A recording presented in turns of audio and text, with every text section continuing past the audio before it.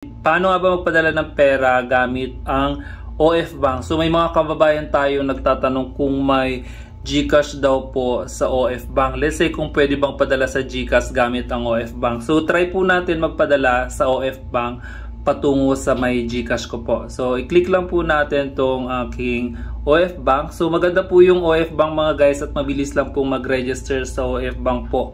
So kailangan nyo lang ng passport, then online. Pwede na kayong makapag-open ng account. So you don't need to go to the branch po. So after logging in po, so dito sa may baba, i-click lang po natin yung fund transfer. So dito, click uli natin yung fund transfer, select destination. So hindi pa po naka-register yung aking GCash. So ang gagawin ko lang po is select bank. So from here, i-enter lang natin yung GCash. Ayan po. So dito guys, i-select po natin itong nasa taas, GCash. Ayan po.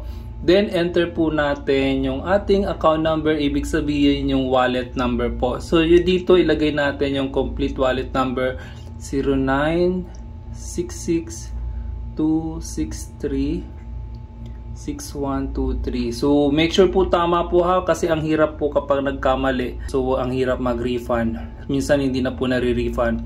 096626366123. So server name Lilan Caldo. So ayun guys, ganun lang po kabilis ha. So dito optional naman po yan, receiver email optional. So i-proceed na po natin.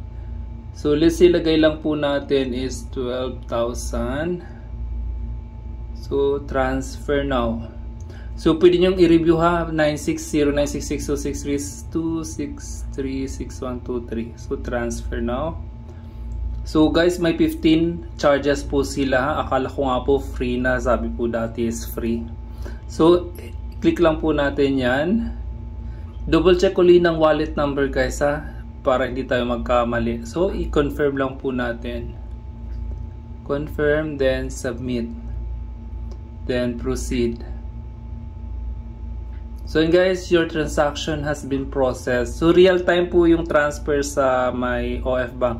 So tingnan po natin sa my GCash. Maglalagin lang po ako sa GCash ko.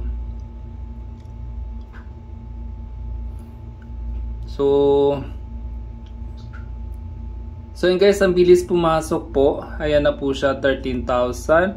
So para makita, ma-confirm, i-click lang po natin dito sa may bakit gano'n?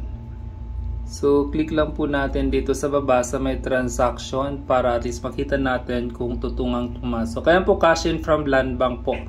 Ayan guys, cash in from Land Bank. Yung Land Bank at OF Bank is same lang po sila. So ayan, so 12,000. So ibig sabihin real time po siya. Ayun po yung pinaka maganda kapag may sarili kayong online banking. So mabilis lang makapag-transact ng padalang pera, or at least kahit makapag-buy kayo ng bills, mabilis lang po gamit ang online banking. So yun po yung benefit doon. So if I were you po, please register or open online banking na OF Bank. Mabilis lang man po yan. So may video po ako dyan na pinag-post kung paano mag-register online. So if you like the video, please don't forget to follow, and maraming salamat. Ingat po kayo palagi. Bye bye po.